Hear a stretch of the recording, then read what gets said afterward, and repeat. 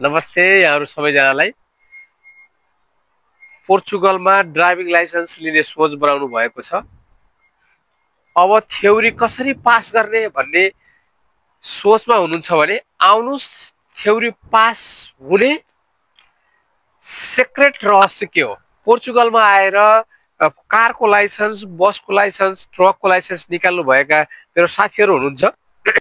त्यो मध्ये केही साथीले अलरेडी पब्लिक बस पनि चलाइरहनु भएको छ। यहाँ मैले उहाँहरुमाझ यो प्रश्न राखेको थिए, हेरौं जस्ताको तस्तै उहाँहरुले के भन्नुहुन्छ।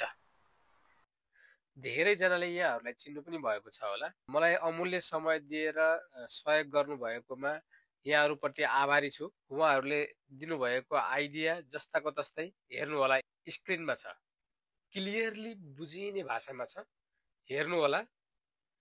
तीनै जना साथीहरुले समरीमा कमन चाहिँ के भन्नुभयो भने प्र्याक्टिस एकदमै धेरै गर्नुस्, ट्राफिक सिग्नलहरुको बारेमा राम्रो जानकारी राख्नुस्, अनि मेन्टली प्रिपेयर हुनुस् भनेर सल्लाह दिनुभयो।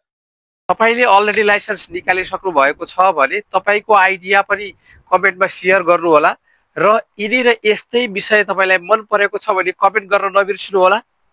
आउँदा दिनमा कस्तो खालको भिडियो हेर्न चाहनुहुन्छ कमेन्ट बक्समा नोट छोड्नु होला, म त्यसलाई समेट्ने कोसिस गर्नेछु। माया र साथ दिँदै जानु होला।